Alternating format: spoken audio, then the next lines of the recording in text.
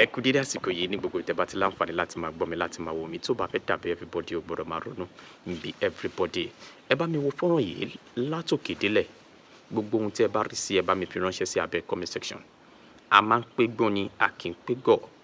Ọmọdé gbọ́n àgbà gbọ́n la fi dá Ilé Ifẹ̀. Gbogbo ohun tí ẹ bá rí sí ẹ jọ̀ọ́ ẹ bá mi fi ránṣẹ́ sí abẹ́ comment section.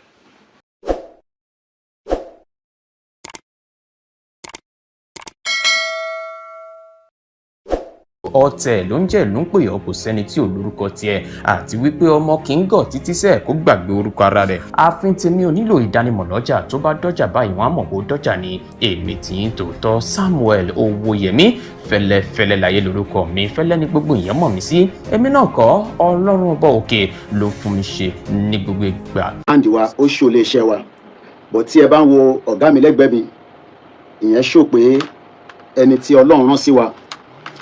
Àwọn ọmọ Yorùbá tẹ̀ tí ń jẹ́ kí n mọ̀ pé Ọlọ́run rán President Tinubu sí wa, so kò sí any reason tí a gbọ́dọ̀ tẹ̀lé lẹ́yìn. A máa débẹ̀.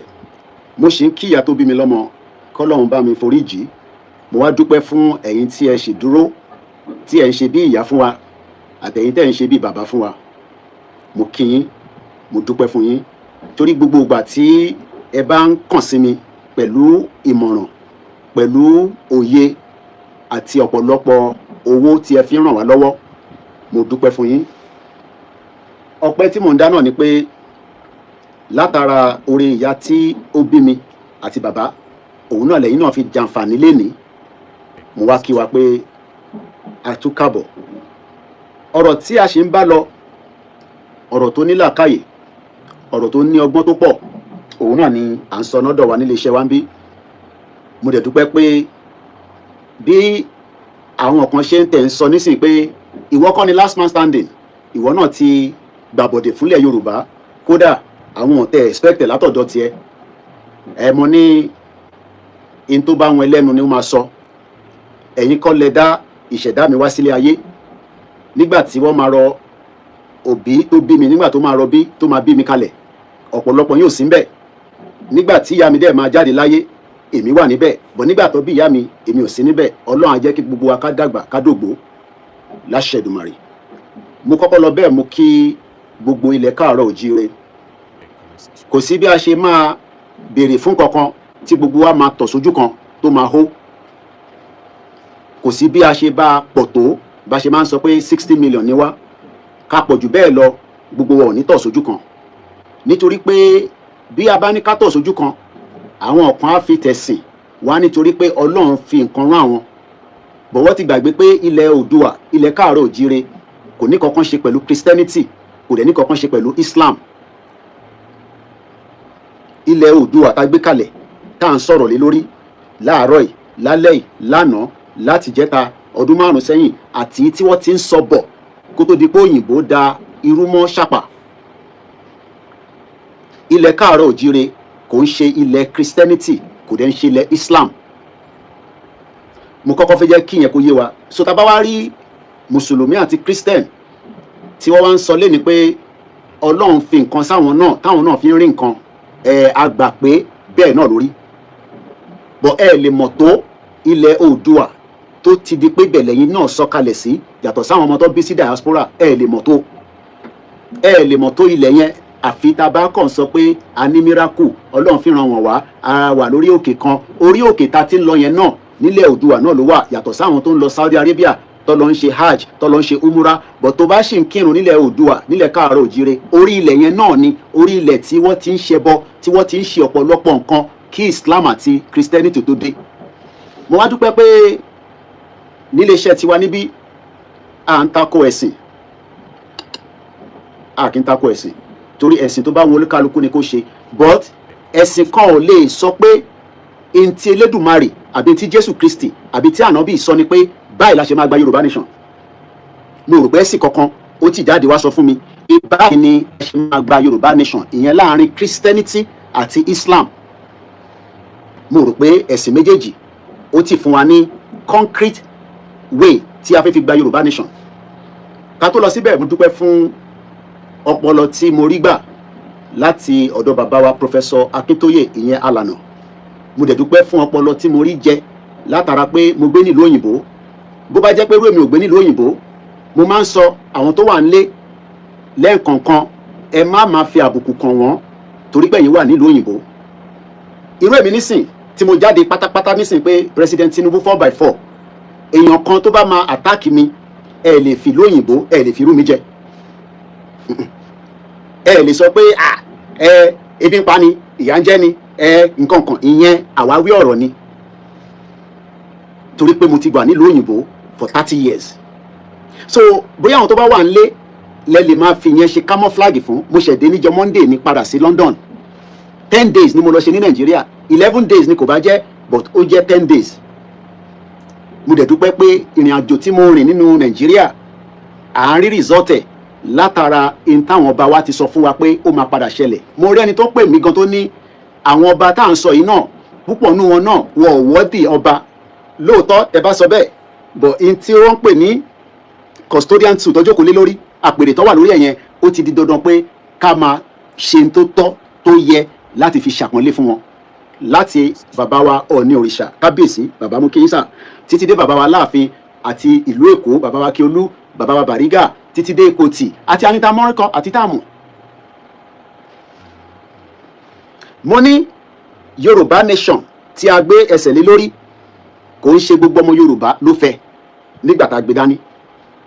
Kò dẹ̀ ní jẹ́ gbogbo ọmọ Yorùbá náà ló máa fẹ́ nígbà tá a tún polongo pé kí President Tinubu wá jẹ second term. But kò sí wòlíì kankan, kò sí àfáà kankan tó lè sọ pé Ọlọ́run sọ fóun pé President Tinubu ò lè fi látara tiẹ̀ ká fi gbantá ń fẹ́. Kò tí ì sí wòlíì náà tó lè jáde láti sọ bẹ́ẹ̀ fún mi.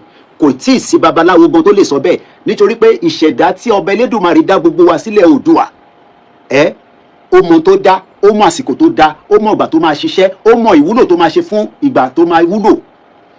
So tí àwọn kan bá wá ní àwọn fẹ́ condemn President Tinubu, ó ṣe drug, ó jalè, corruption pọ̀, gbogbo ẹ̀ ó wà corrupt, kò tẹ̀ ní empathy, kò tẹ̀ ní kìnnìkan accepted. But ǹjẹ́ yín lè sọ fún mi látara àdúrà tẹ̀ ń gbà, látara ìrun tẹ̀ ń kí, pé President Tinubu Ọlọ́run ò ní yọ́nú sí? Ṣẹ́yìn ni Ọlọ́run ni àbẹ́yìn l'Elédùmarè tẹ máa sọ pé Ọlọ́run ò lè yọ́nú sí? Tẹ bá ti wá ń sọ bẹ́ẹ̀, á jẹ́ pé ẹ̀yin ni Ọlọ́run, ẹ akúkú máa sẹ̀yìn fúnra yín, tá dẹ̀ máa bọ yín bí òòṣà. Torí òòṣà kan tá a mọ̀, òun náà ni bàbá wa Láàfin àtàwọn bàbá wa Ọọ̀ni òrìṣà. Àwọn ni òòṣà tí ọba Elédùmarè fi fi wa báyìí, tí a fi ń rí wọn, torí pé kò sẹ́nì kankan tó rí Ọlọ́run. Kò sẹ́nì kankan tó mọ bí Ọlọ́run ṣe rí. Lóòótọ́ ó lè fi kankan máa wọ̀nyí, but ǹjẹ́ Ọlọ́run ti fi wọ̀nyí pé President Tinubu òun ò lè dáríjì, òun ò lè yọ́nú sí? Ká fi wá condemn pátápátá, ká lù mọ́lẹ̀, ká fọ́ mọ́lẹ̀. Mo kí ẹ̀yin wa bẹ́ẹ̀ ti ṣe ń darapọ̀ mọ́ wa. Mo ní lórí in tí a gbé dání lọ́wọ́lọ́wọ́, kò ní bàjẹ́, kò dẹ̀ ní dàrú. Ilẹ̀ Oòduà tá à ń tọrọ fún, tí gbogbo wa ń fẹ́ kí nǹkan tó máa dá kó ṣojú wa, aṣojú ẹ̀yin, aṣojú ẹ̀mí nílé ayé yìí náà ni. Mo ti pé 50 years old. Bàbá wa Akíntóyè àwọn ṣẹ̀ bẹ̀rẹ̀ ayé ni. Bàbá wa Ìgbòho sọ fún Ọọ̀ni òrìṣà pé wọ́n máa lò ju 170 years lọ. So ó ti di dandan pé ibì kan ni a máa ta rẹ̀, ta máa fi gbantá ń fẹ́. Ẹ̀yin tí expectation yín pé kakọ̀ máa jókòó lórí social media, ká wá sọ pé a fẹ́ dá dúró, a fẹ́ kúrò ní Nàìjíríà. Ṣé Jésù Kristi máa sọ̀kalẹ̀ ni ló máa fún wa ní Yorùbá nation? Ṣé ànábì Muhammad sallallahu alayhi wa sallam ṣó máa kọ̀ sọ̀kalẹ̀ ló máa gbé Yorùbá nation lé wa lọ́wọ́? Ìbéèrè ni mò ń béèrè, kò tako ẹ̀sìn kankan. Ọ̀nà wo ni ẹ̀yin rò lọ́kàn ara yín tí Jésù máa fi ṣe tí a fi máa rí Yorùbá nation gbà? Ọ̀nà wo lẹ̀yin rò? Nítorí pé àwa tí a di òpó Ifá mú, tí a di òpó ilẹ̀ Oòduà mú, àwa mọ̀ pé Ifá ò ní parọ́. Èmi dẹ̀ mọ̀ pé Kìrìsìtẹ́nì tẹ́yìn náà dì mú àti Islam yẹn kò gbọ́dọ̀ parọ́.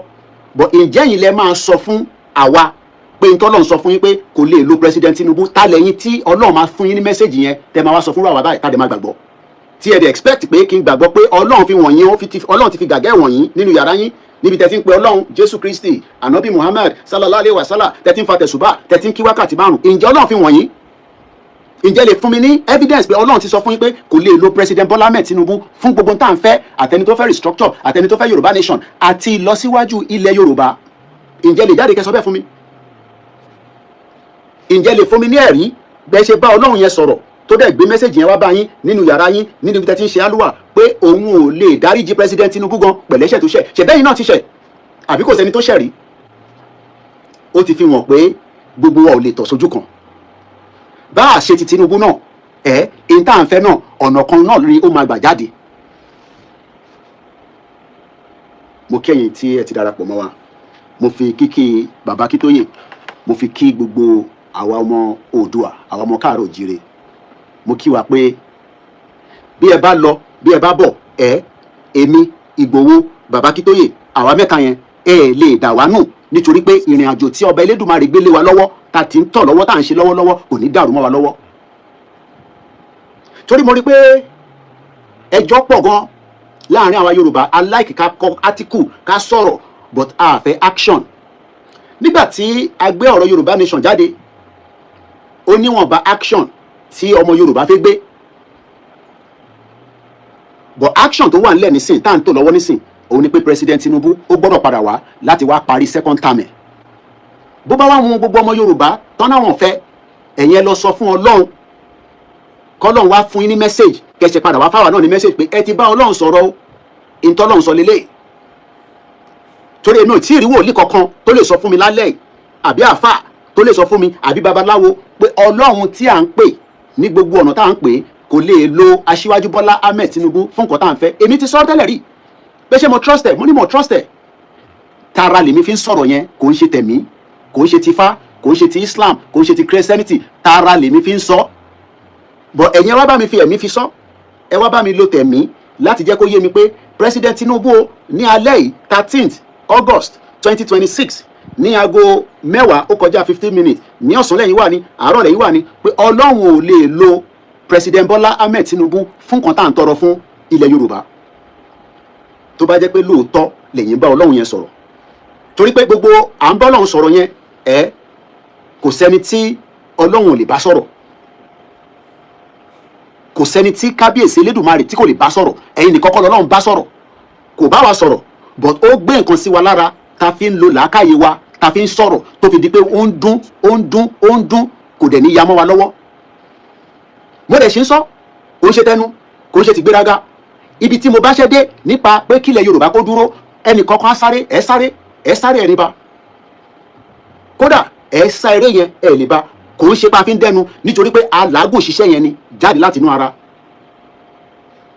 eléyìí tàdé ń gbé dání náà pẹ̀lú ti president Tinubu yẹn a tún máa làágùn ṣiṣẹ́ yẹn náà tó máa jáde tó máa dún káàkiri gbogbo àgbáyé tó fi máa mọ̀ pé bí Amẹ́ríkà gan bá fẹ́ interfere pẹ̀lú election yẹn pé president Tinubu ò ní wọlé àbá Amẹ́ríkà gan mú kan lẹ̀ bó jẹ́ UK náà ni bó jẹ́ European country ni à ń bọ̀ sí àwọn náà mọ̀ pé ìran Yorùbá ìran tó ní làákàyè ni ó sàn ju àwọn tí wọ́n gbéjọba fún láti 1914 tí kò ní lọ síwájú tó takú bíi fáànù Ìgbò. mo kí ọba tó ní wá ọba tó dá wa sáyé bí àṣà olóyè Ìgbò wa ní Ọlọ́run ló ní ẹ̀mí wa ẹ̀yin kọ́ lẹ ní ikú Yorùbá nation kọ́ ló pa ìyá tó bí mi àsìkò tó yẹ ni kú dé wá bá ìgbà tó dẹ̀ máa kú mo wà ń bẹ̀ up to the seconds ìjọ tí máa kọ́kọ́ réyàn tó jáde láyé rí òun níjọ tí mò ń sọ yìí so ẹ̀yin kọ́ lẹ bí mi ẹ̀yin kọ́ lẹ ṣe ìṣẹ̀dá mi wá sílé ayé so tẹ́ bá wá ń sọ nísìnyí pé president Tinubu lọ́dọ̀ tí yín o ẹ̀ ń condemn ẹ̀ ní right but ẹ fún mi ní evidence pé Ọlọ́run sọ fún yín Elédùmarè sọ fún yín Jésù sọ fún yín ànábì sọ fún yín pé president Tinubu ò lè ṣe ń tà ń fẹ́ látara in tí ó ń ṣe lọ́wọ́lọ́wọ́ ṣé economy Nàìjíríà ṣó ń ṣiṣẹ́ dáadáa tó bá ń ṣiṣẹ́ màá mọ̀ ṣé security ń ṣiṣẹ́ dáadáa tó bá ń ṣiṣẹ́ ẹ̀yin náà máa mọ̀ ṣé welfare ń ṣiṣẹ́ dáadáa tó bá ń ṣiṣẹ́ gbogbo wa la máa mọ̀ wọn ò ní láti ṣe máa lọ sọ yẹn fún wa but à ń sọ in tí ó máa ṣàǹfààní fún wa ní ọjọ́ ọ̀la tí a lè lo ìpasẹ̀ èèyàn kan láti fi gba tá à ń fẹ́ ẹ wò mí dáadáa èmi sì ní last man standing torí púpọ̀ mi yàn fẹ́ take risk tẹ́yìn fẹ́ take ni pé kẹwàá ní far away kí risk yẹn kó wà very very minimal mo ní tógun bá bẹ́lẹ̀ sílẹ̀ Yorùbá tí a dẹ̀ gbàdúrà ẹ̀ àwa máa dìde one way ticket ni à ń lọ defend ilẹ̀ Yorùbá pẹ̀lú blood wa bówó ọ̀ ní fi ẹ̀jẹ̀ tiwa fi ṣe ilẹ̀ Nàìjíríà débi pé wọ́n máa fi ṣe ilẹ̀ Yorùbá ẹ̀jẹ̀ àwọn ọ̀tá ilẹ̀ Yorùbá la máa fi fọ gbogbo ilẹ̀ yẹn mọ́. mo kí ẹ̀yin tí ẹ ti darapọ̀ mọ́ wa mo fi kíkí Islam fi kí n pé asalaamu alaykum wa aleykum salam wa rahmatulahi ta'ala wa barakatu. Mo fi ti Jésù Kristi mo fi kí yín kí àlàáfíà kó máa bá gbogbo wa níbikíbi tá a bá wà. Nàìjíríà tó ti ń wà tipẹ́tipẹ́ kó tó bí President Bola Ahmed Tinubu ní Nàìjíríà ti exist ní 1914 nígbà táwọn Britain tó change orúkọ padà. But nígbà tí wọ́n máa dá sílé ayé, Ọ̀ṣun lọ́bi sí ni, Òṣòdì lọ́bi sí ni, Kánò lọ́bi sí ni, àmọ́ orúkọ ẹ̀ àmọ́ kíní ẹ̀ ó fi hàn pé Ọlọ́run tó dá President Tinubu ojú gbogbo wa lọ. Nítorí pé nígbà tí a gbọ́ nínú ìwé ìtàn pé nígbà tó máa bí Jésù, ìyá Jésù kò ṣe jigijigi, kò ṣe gbàsgbàsgbàs tẹ́yìn máa ń ṣe láàrin òru lọ́sàn-án lábẹ́ mọ́tò nínú yàrá yín, kò bá ẹnì kankan lò pọ̀, ó dẹ̀ bí Jésù. A dẹ̀ accept yẹn bẹ́ẹ̀, kò dẹ̀ sẹ́ni tó takò, kò dẹ̀ sẹ́ni tó dispute ẹ̀. A dẹ̀ gbé wá bá wa, a dẹ̀ gbà pé lóòótọ́ ni wọ́n bí Jésù ní bíbí mímọ́. A dẹ̀ lè sọ pé bàbá báyìí ló bí Jésù Kristi. Ànábì fúnra rẹ̀ tá à ń sọ̀rọ̀ ẹ̀, òun náà ní traces of many things tí àwọn mùsùlùmí táwọn náà fi tó wa létí gẹ́gẹ́ bí n ta gbọ́. But tó bá wá jẹ́ pé lórí àmọ́ bí President Tinubu ṣe jẹ́, a ṣì ń wá certificate ẹ̀, àwọn primary certificate, àwọn secondary certificate, ǹjẹ́ a mọ̀ bí àwọn Fúlàní ṣe jẹ́?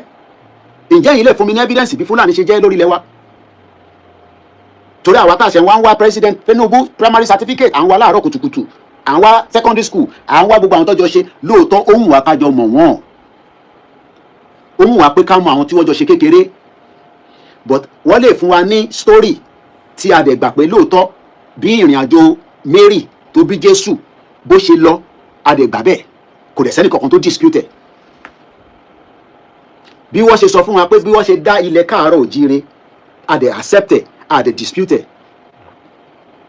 Kí ló wá dé tó wá di pé láàárọ̀ ọ̀sán gan tó kù oṣù méje tí election ń bọ̀, àwa fẹ́ wá mú gbogbo ohun tí wọ́n dá sí ìran Tinubu lára ká wá fàya, ká faṣọya mọ́ lára, ká yá ní ká fà sí wòwò.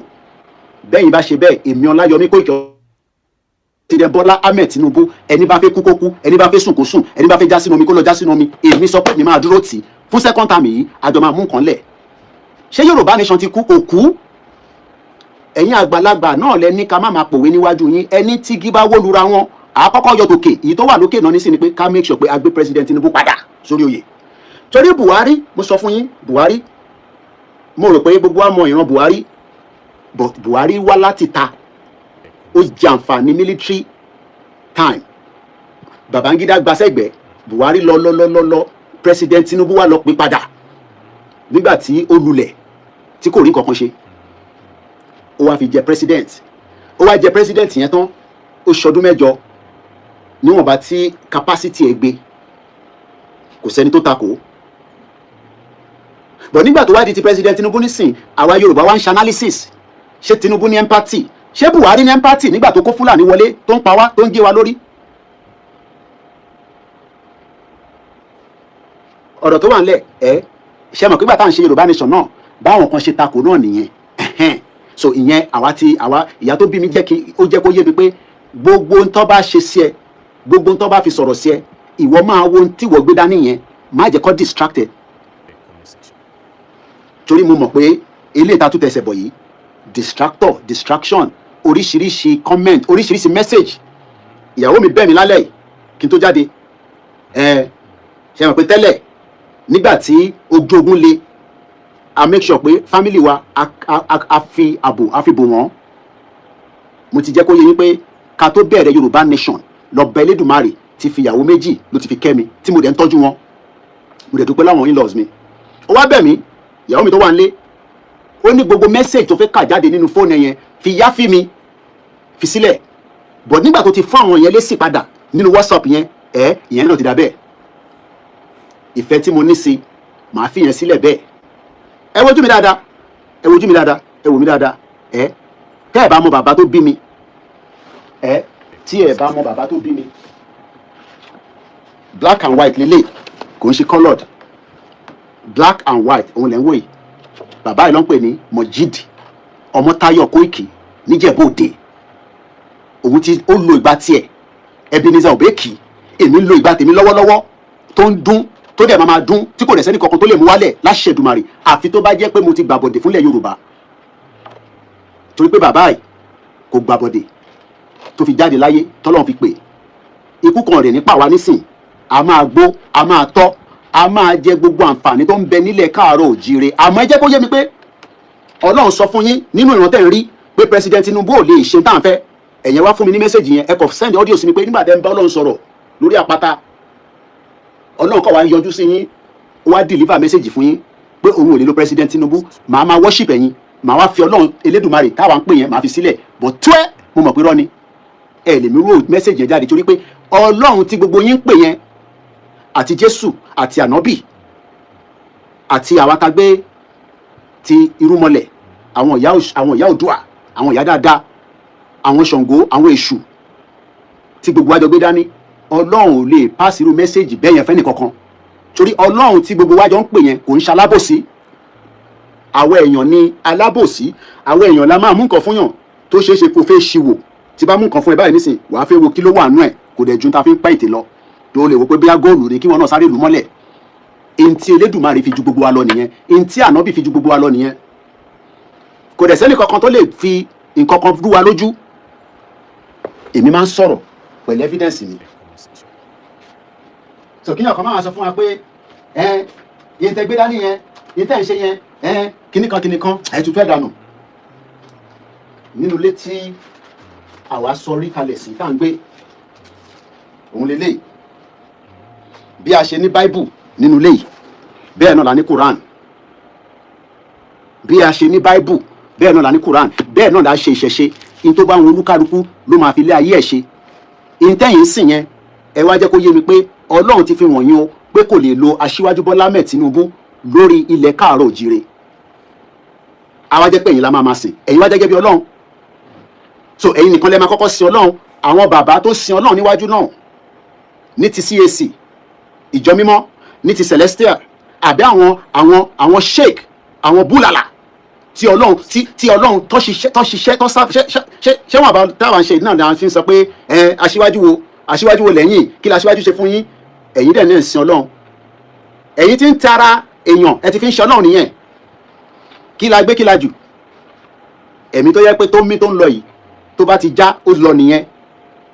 Ìyàn kankan dẹ̀ lè sọ fún mi pé ẹ̀bí yàn kan bá kú ibì kan ló ń lọ, gbogbo yẹn story tá gbọ́ ni. Story tá gbọ́ ni. Bẹ́ẹ̀ bàbá kú nísìn, ìyá tó kú yìí nísìn kò tí padà wá láti ọjọ́ tó ti kú. November 2nd níjọ́ Sunday nìyá ìdákẹ́, and she died in a very dignity way. So téèyàn kan ṣe wá ń sọ fún wa nísìn pé tá bá ti kú o, a máa lọ sí heaven, a máa lọ sí hellfire. Ẹ̀yin débẹ̀ rí? Ṣé ẹ̀yin débẹ̀ rí tẹ́ fi mọ̀? Àbí ìtẹ́yìn náà gbọ́ tó sọ fún yín? Ṣé jẹ́ ká jọ ṣe sùúrù. Wọ́n ní kò ṣe kánjú lá ọbẹ̀ gbóná ajú ẹlẹ́nu. Ìran Fúlàní tá àmọ́ bó ṣe dé, wọ́n jẹ gàba lé gbogbo Nàìjíríà for 60 years. Kò sẹ́nìkan tó question pé báwo ni tìran Fúlàní, níbo ló ti wá, ta ni wọ́n gan? Ṣé part of ilẹ̀ Oòduà ni Fúlàní ni? Ṣé ẹ̀jẹ̀ wájọ tán? Bí ẹ̀jẹ̀ wa àti ti Tinubu ò bá tẹ̀ ẹ̀jọ́ tán, bí ká tẹ̀ sọ pé kò ń ṣọmọ Yorùbá gẹ́gẹ́ bí oríṣiríṣi ta ti gbọ́ torí pé àmọ́ traces ẹ̀. But ǹjẹ́ ọba Elédùmarè tó dáhùn náà sáyé, ǹjẹ́ òun náà ní ẹlẹ́dàá tiẹ̀?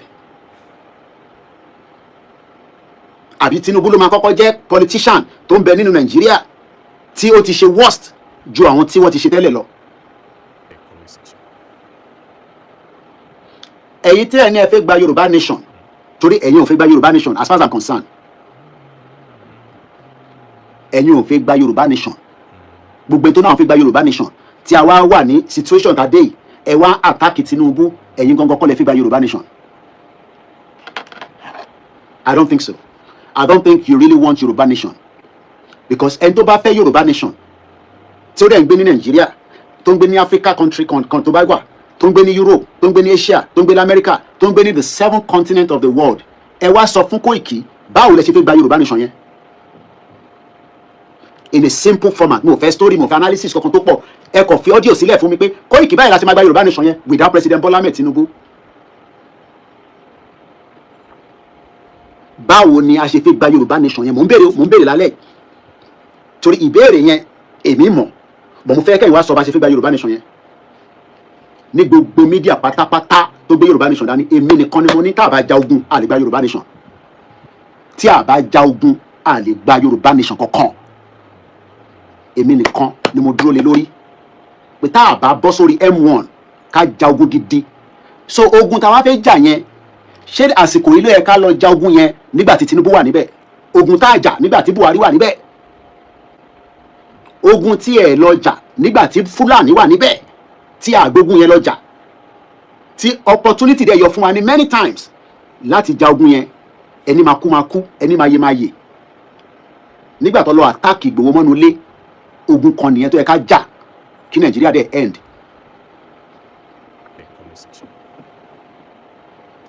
Ogun àkọ́kọ́ tó yẹ ká jà tá a máa fi mọ̀ pé yes ẹ̀jẹ̀ ń ṣàn, but àwọn tó nílẹ̀ Oòduà, àwọn tí Ọlọ́run gbé ìmọ̀lé lọ́wọ́ láti Ilé Ifẹ̀, àwọn tí Ọlọ́run gbé ìmọ̀lé lọ́wọ́ láti ọ̀dọ̀ bàbá wa Kábíyèsí nílùú Ọ̀yọ́, àwọn tí Ọlọ́run gbé ìmọ̀lé lọ́wọ́ látọ̀dọ̀ bàbá wa Láké dé Oǹdó dé Èkìtì dé Ọ̀ṣun dé gbogbo bí táwọn ọba wa ń bẹ, táwọn ń dín Ifá lójoojúmọ́, tí wọ́n ń gbé ọ̀pẹ̀lẹ̀ kalẹ̀, tí wọ́n ń bá irúmọlẹ̀ sọ̀rọ̀.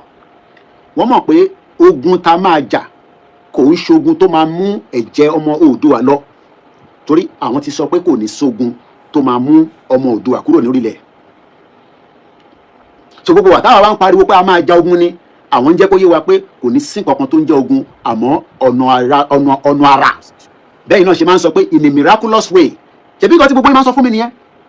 Ẹni a máa gba Yorùbá nation, ó máa dé bí olè lóru, ó máa dé bí ìgbà tó yẹ pé èèyàn tẹ́ ẹ̀ mọ́ pátì gbà. Mo wá ń béèrè lálẹ́ yìí, ṣé Jésù máa sọ̀kalẹ̀ níbi tó wà, àbí Ànábì máa sọ̀kalẹ̀, àbí àwọn irúmọlẹ̀ máa sọ̀kalẹ̀ tí Yorùbá nation yẹn tó máa wá mú lé wa lọ́wọ́, àbí ó máa rán ẹlẹ́ran ara bíi tiwa báyìí, àbí spirit ló máa bá wa gba Yorùbá nation? Ṣé spirit la fẹ́ fi gba Yorùbá nation tó kọ̀ máa wọnú Aso Rock á dẹ̀ ní kí gbogbo wọn sùn, àbí ẹ fẹ́ jẹ́ kí bàbá Akíntóyè lọ declare Yorùbá nation? Mo ń béèrè ni o. This is not the time for messing around. Èmi rò pé wọ́n ní gbogbo Yorùbá pé a ní làákàyè tó pọ̀. Mo bá àwọn tó sọ pé bí ń pa àwọn sọ̀rọ̀, àwọn kọ́ ni mo bá sọ̀rọ̀. Àwa tí a ní làákàyè, àwa tí number 6 wa tí a mọ̀ pé bó ṣe láti lọ lélẹ́yìí, àwọn ni mo bá sọ̀rọ̀. How do you want to get the Yorùbá nation? Mo fún wa ní option pa ṣe máa gba Yorùbá nation for 5 years. Mo ní ká ja ogun, mo ní ká dàrú. Ẹni kò ní sógun. Lóòótọ́ àdẹ̀rógun o. A padà rí ogun nítorí pé gbogbo gbà táwa ń pètò ogun ní Ilé Ifẹ̀ wọ́n ń jẹ́ kó yé wọn pé kò ní sí ogun, but a máa rí ọ̀nà lọ. But ọ̀nà tá a máa rí lọ yẹn ó sì máa jẹ́ President Tinubu ni, kò ní jẹ́ President Tinubu ni. President Tinubu sì ni ẹni tó jẹ́ president tó dẹ̀ wà lókè. Àbẹ́yìn tẹ́jọ́ kò sí Amẹ́ríkà, àbí ní Canada, àbí ní Turkey, àbí ní Germany, àbí ní Belgium, àbí ní African country, ṣẹ́yìn rẹ̀ fẹ́ di president?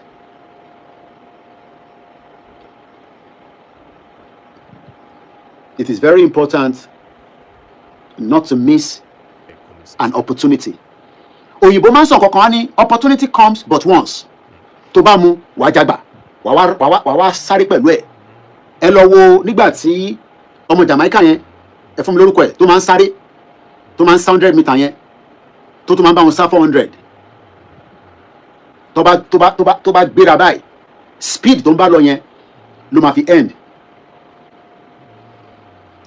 Tá bá ní ká máa sọ̀rọ̀ nípa economic reform, ká máa sọ̀rọ̀ nípa welfare, à ń sọ òkodo ọ̀rọ̀ pé in tó ń bẹ nílẹ̀ nísìn òun ni pé Fúlàní wọ́n fẹ́ lu agbára tí wọ́n ní láti fi gbàjọba. Usain Bolt ẹ ṣé gan ni. You think United Nations will give you Yorùbá nation? You think the Western world will give you Yorùbá nation? Ó ní èmi ló kàn. A sọ pé wọ́kọ́ ló kàn. Ó ní èmi ló kàn. President Tinubu ó lo èdè yẹn ní Abẹ́òkúta pé èmi ló kàn. Káwa náà sọ nísìnyí pé àwa ló kàn lórí oyè tó dẹ̀ máa gbé wa débi tá à ń lọ nígbà tásìkò bá tó. But for now, a lè jẹ́ ẹni tó máa wà against ẹ̀ tí a bá wá sọ pé àwa ló kàn. Ìwọ tó wá ń sọ fún wa pé àbẹ́yìn tẹ́ ń sọ fún mi pé ṣe bẹ́ẹ̀ ń ṣe Yorùbá nation yín yẹn, ọmọ àlè níwọ̀, ìwọ ń ṣe Yorùbá, ṣé mi ní Yorùbá? Èmi tẹ́mi ti jẹun nígbà tí mo wọlé mo ti jẹ ìrẹsì. ọbẹ̀ tí mo sì gbé dé láti Nàìjíríà òun ni mo fi jẹ ráìsì. Ègúnfe tó pa odindi ògúnfe ni. Ebi ò pẹ́ mi. Bàbá tó bí mi ó ṣe ètò sílẹ̀ láti ṣe pé ebi ò ní pa wá títí kílẹ̀ ètò náà ó fún wa ní ìmọ̀ kólúkálukú máa lọ lò ó. Gbogbo ọmọ tó bí pátá, we are all 19 children. 19 lọmọ bàbá mi. Ó dẹ̀ níyàwó 5. Kò dẹ̀ sí kankan náà àwọn ọmọ ẹ̀ tó jẹ́ olóṣì àfi tí kò bá gbéra lẹ̀. Nígbà táwọn bàbá ti wá dẹ̀ ń ṣayé, àwọn president Tinubu ò sí níbẹ̀, but àwọn president Tinubu ló ń ṣayé lọ́wọ́lọ́wọ́ nísìn. Wọ́n dẹ̀ níbi tí wọ́n bá ti ń bá wọn ṣayé, tí wọ́n bá ní pé ò ṣe, máa lọ wá Yorùbá Nation gbà yẹn. Ṣèbẹ́ yìí náà ẹni studio nínú lẹ́yìn, ẹ tan tẹlifíṣàn yìí kẹ́ máa pariwo Yorùbá Nation, kẹ́ fi àwa sílẹ̀ káwọn tó ń ṣètò Yorùbá Nation kí wọ́n sì máa báṣẹ́ lọ, káwa máa sọ fún gbogbo Yorùbá pé tí a bá jẹ́ kán lu Tinubu mọ́lẹ̀ àti Yorùbá Nation o àti kò ń ṣe Yorùbá Nation o, gbogbo ẹ̀ máa wọlẹ̀. Bẹ́ẹ̀ lẹ́sìn lẹ́nu mi yẹn, kò ní sí kankan tó ń pè ní Yorùbá Nation mọ́ tí president Tinubu bá wà defeated. Má sọ fún mi pé Jésù, mo ní Jésù tẹ́ ń sọ yẹn kò lè confam fún yín nígbà wo ni Yorùbá Nation máa dé. Ànábì tẹ́ ń sọ yẹn kò lè sọ pé bàbá ẹ̀ ní Yorùbá Nation máa dé. Ẹ sọ gbà tí Jésù sọ fún yín pé Yorùbá Nation máa dé. Ẹ lọ wo gbogbo àwọn wòlíì tán bá sọ̀rọ̀ ìgbà orí Yorùbá Nation máa dé. Ẹ wá ní Ọlọ́run sọ pé Ọlọ́run ní pé ẹni kọ́ sọjọ́ náà kọ́ sọ àsìkò náà tó bá jẹ́ pé wòlíì gidi ni wọ́n. But Ifá ò ní parọ́, ilẹ̀ Oòduà ò ní parọ́, òun mú àsìkò nígbà tó máa dé tó confam. Ẹ má jẹ́ kí a jọ wojú ara wa ká ṣe ìrọ̀jọ́ máa bára wa fi ọmọlúàbí tá a fi ń bára wa ṣe yìí. Mo wà níbẹ̀, kò ń ṣe pọ́ sọ fún mi, èmi ò ń ṣe social media journalist, mo sọ fún yín. Bólóyè bá tún pè mí lálẹ́ pé tún máa bọ̀ nílé, tíkẹ́ẹ̀tì ló máa jẹ 6 hours. Olóyè ní ní the indirect flight ni mo ń wọ̀ lọ Nàìjíríà for 5 years la máa ń wọ̀ lọ sí Benin rather. Màá kọ́kọ́ lọ jókòó sí Turkey for 4 hours. Nísìn 6 hours ni ti bá gbéra, àwọn tó gbéra lálẹ́ nísìn láti terminal 3 wọ́n ti board báyìí, wọ́n máa land sí kò ní 5 o'clock láàárọ̀. Adélé Ifẹ̀ aago 7 ò tí lù, wọ́n dúró de olóyè. Kábíyèsí gan sọ, wọ́n ní àwọn tún rò pé àbí kò ní wá mọ́ ni, àbí kò ní wá mọ́ ni. Wọ́n ní ire tá a kó lọ́nà ló já pẹ́. Ẹ̀yin ò ní mọ táwọn fèsì. Mọ́tò tí èmi wà tó gbé mi pẹ̀lú ìyàwó mi pẹ̀lú ọmọ ìkànnà àwọn security olóyè pẹ̀lú ẹni tó tún wà pẹ̀lú èmi tó ń pè ní Black Ebony, mọ́tò yẹn kò padà gbé àwa dé Òṣogbo. Ẹ má yẹ kí a fi ìbínú sọ̀rọ̀ torí ìyàwó mi bẹ̀ mí, òun náà mọ̀ pé bó ṣe fẹ́ jáde yìí máa rántí nǹkan tí kábíyèsí bẹ́ẹ̀ sọ nílé Ifẹ̀. Mo ò ní fẹ́nu mi ṣépè fọmọ Yorùbá, bọ̀ ẹni tí ojú wa ń rí ní gbogbo tá à ń rìn pẹ̀lú olóyè pẹ̀lú àwọn tọ́jọ́ ń kọ̀ wọ́n rìn, tẹ́yìn kan wá jókòó nínú comfort zone yín. Mo ní mọ́tò tèmi wà nínú ẹ̀, mọ́tò yẹn ò padà gbé wa dé Òṣogbo, fan belt ẹ̀ já lọ́nà. Àwọn olóyè ti lọ more than 10 minutes ni kò rí signal mọ́tò tiwa mọ́, ló ń béèrè pé níbo ni coordinator ń wà. Lọ ní mọ́tò ti dákú sọ́nà, olóyè ní kí gbogbo mọ́tò yẹn kó park. Àwa bọ́ sínú mọ́tò tó gbé àwọn staff mi. Kí ni mo ń take risk yẹn fún? Kí ni mo fẹ́ máa take risk yẹn fún? Kí ni olóyè fẹ́ máa take risk yẹn fún? Ṣèbí fúnlẹ̀ Oòduà ìtagbédání náà ni. Àwa délé Ifẹ̀, wọ́n wá da obì yàn lẹ́ǹkan. Ẹ̀yin ṣe wá ń sọ fún mi pé Jésù àtànábì ló máa gbéṣẹ́ Yorùbá Nation jáde. Mo ò ní kò lè gbé jáde o, ẹ má ṣì mí gbọ́. But in táwọn bàbá ńlá wa ń ṣe ló máa padà gbé Yorùbá Nation jáde láṣẹ Èdùmàrè. In táwọn bàbá ńlá wa tó gbé dání tẹ́yìn pè lẹ́bọ yẹn, òun gangan ló máa gbé Yorùbá Nation yẹn jáde. Àmọ́ nísìn 4+4 Jagaban ó gbọ́dọ̀ wọlé.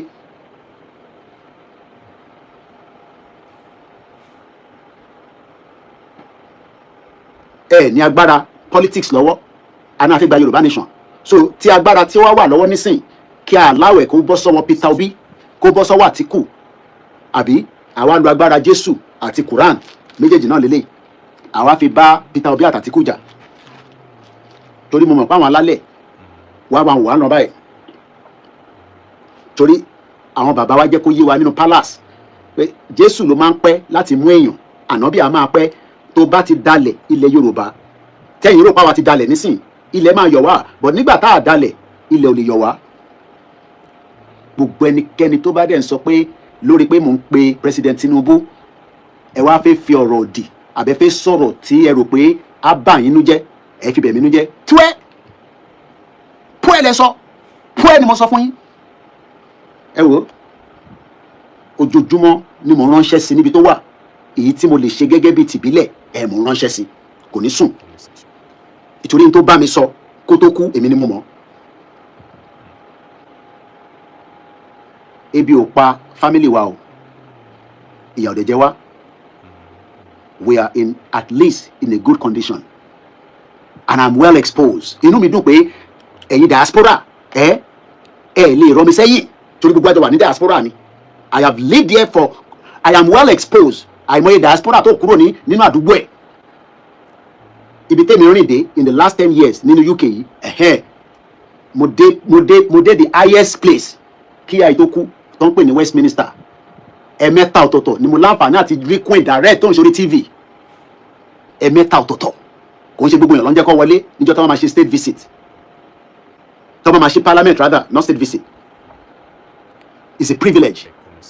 The last job tí ìyá tó bí mi lọ́mọ tó ṣe kó tó di pé ó retire on medical ground, House of Lords nìyá mi ti ṣiṣẹ́ nínú building tẹ́ máa rí yẹn, ibẹ̀ ló ti ṣiṣẹ́ gbẹ̀yìn, ibẹ̀ ló ti san pension fún tó fi jáde láyé. Ẹ jẹ́ ká rọra máa fi àwọ̀ ní kí gbogbo wa support Tinubu. Àwọn tó ń tò ètò Yorùbá nation wọ́n ní bọ́dì. Àwa tí a bá wọn jọ gbé àwọ̀ ò kúrò lẹ́yìn wọn pẹ̀lú olóyè. Bọ̀ lórí ọ̀rọ̀ Tinubu táwa gbé dání, bẹ́ẹ̀ ni Usain Bolt, àwa dúró, àwọ̀ aṣọ ẹ̀ sára, àwọ̀ ẹ̀wù ẹ̀ sára, adéfilẹ̀. Bínú bá ń bí yín sí yẹn, kò sí nǹkan tẹ́ lè ṣe sí. Torí pé bí mo ti ṣe sọ, Jésù tẹ́ ń pè yẹn àtànábì kò ní sọ fún yín pé òun ò lè lo President Tinubu fún nǹkan tá à ń fẹ́. Tẹ́ bá wá díẹ̀ jẹ́ kó yé mi pé Jésù sọ pé President Tinubu kọ́ ló máa ṣe látara ẹ̀mí àti tara. Torí bí yẹn bá ń fi ara sọ̀rọ̀ tí wọ́n sọ pé ẹ̀mí ló rún ọmọ ẹ̀mí yẹn kò ní jẹ́ gbádùn lóru o. So better kólúkálukú wa ká má fi sentiment sí. Let us work with what we have. What we have right now to achieve our aims and objectives, which I believe we will get it. The time zone, I have no clue. Àsìkò wo ni, time wo ni, I don't know. But what I know, because I only have 10 minutes left, is that Baba Akintoye sọ fún mi ní last year, nígbà tí mo lọ bá wọn, wọ́n kọ pé what will be, que sera, what will be. Ó bá jẹ́ pé ọba tó ní ilẹ̀ Oòduà ló ní it will be President Bola Ahmed Tinubu, Jésù yín ò lè stop ẹ̀ o, ànábì yín ò lè stop ẹ̀. Tó bá dẹ̀ jẹ́ pé kò kí ń ṣe President Bola Ahmed Tinubu, what will be will still be. We are not one, we can never be one. Jáde láti sọ fún yín pé Nigeria is a one country. Jáde láti sọ fún yín pé Nigeria has not failed. 13,000 videos that I've done. That is my own archive. Èmi kọ́ ni mo ní YouTube, èmi kọ́ ni Facebook, èmi kọ́ mo ní àwọn tó ní wọ́n ní right. Facebook gan every 30 days ní sí ló ń delete video. Gbogbo video mi pátá more than 15,000 videos òun lẹ́ ń wò yìí. This is my own archive. Èmi ti kọ ìtàn tèmi sílẹ̀ tí mo dẹ̀ mọ̀ pé 20,000 years from now people will watch all the videos. Wàá ní bọ̀bọ̀ yìí ta lè lé ìgànsẹ̀ ǹjẹ́ lẹ́yìn náà kì í ṣe òòṣà kékeré kan tí ọba Elédùmarè rán sí ìran ẹ̀ tó jáde tó pariwo tó sọ̀rọ̀. Kò ń ṣe gbogbo yín ni afẹ́kẹ́ accept ní tagbé dání o, just as bí gbogbo yín ò ṣe accept ẹ̀. Àtẹ̀yìn tẹ̀sẹ̀ wá ń sunkún sábọ́ pé níbo ni Yorùbá nation yín wà, nígbà tá gbé dání níbo ni wọ́n wà. Ẹ̀yin tá jọ gbé dání kọ́ ni mò ń bá sọ̀rọ̀. Àwọn tó ṣẹ̀ wá ń jáde tó ń sọ nísìnyí pé níbo ni Yorùbá nation yín wà, ó wà níbi tá ti mọ́. Wọ́n dẹ̀ ní tó bá ní kọ́kọ́rọ́ ló máa ṣílẹ̀kùn, fìrìgbọ̀n ò lè ṣí. Bọ̀ kò ń ṣe bíi ti Ìgbòho, fìrìgbọ̀n Ìgbòho ó ṣí anywhere nítorí pé àwọn tó nílẹ̀ Oòduà bí bàbá wa kábíyèsí Ọọ̀ni òrìṣà ṣe sọ, wọ́n ní ká kó nǹkan lé lọ́wọ́.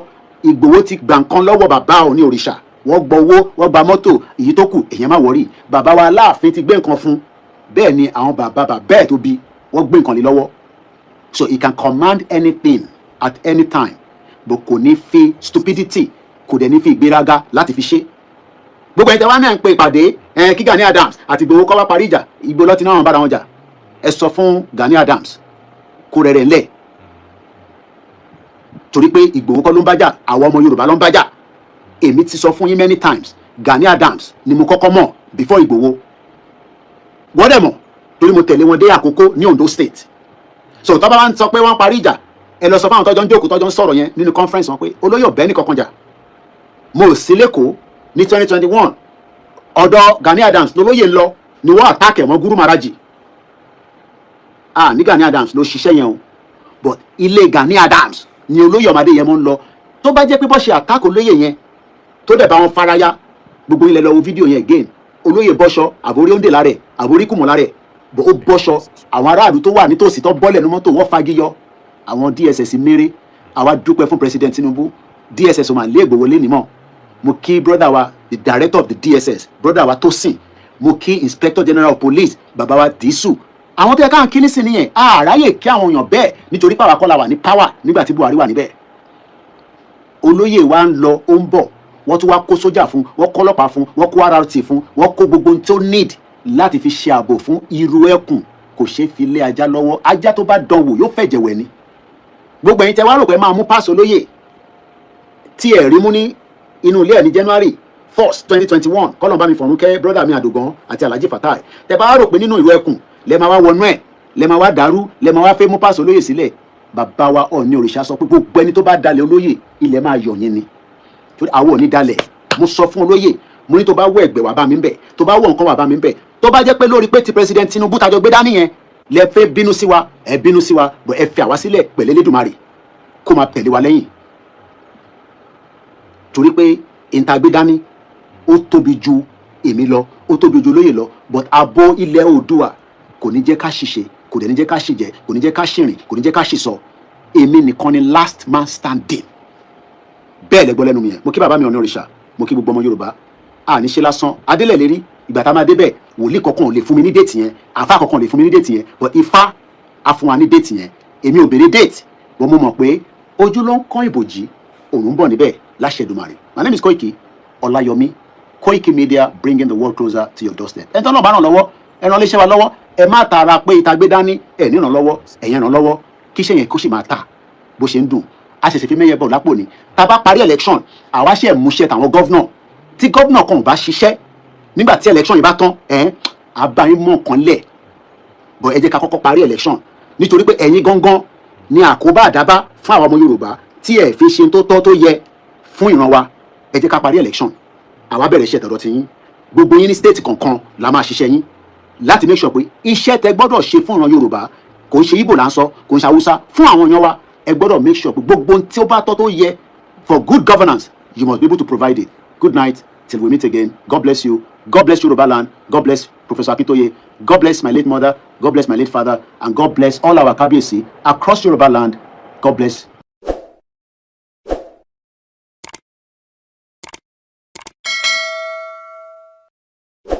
Ọ̀tẹ̀ ló ń jẹ́ ló ń pè ọ́, kò sẹ́ni tí ò lórúkọ tiẹ̀, àti wípé ọmọ kì í gọ̀ títí sẹ́ẹ̀ kó gbàgbé orúkọ ara rẹ̀. Ààfin tèmi ò nílò ìdánimọ̀ lọ́jà, tó bá dọ́jà báyìí wọ́n á mọ̀ kó dọ́jà ni. Èmi tí ń tòótọ́ Samuel Owóyẹmí, fẹ́lẹ́fẹ́lẹ́ láyé lórúkọ mi, fẹ́lẹ́ ní gbogbo èèyàn mọ̀ mí sí. Èmi náà kọ́, Ọlọ́run ọba òkè ló fún mi ṣe ní gbogbo ìgbà.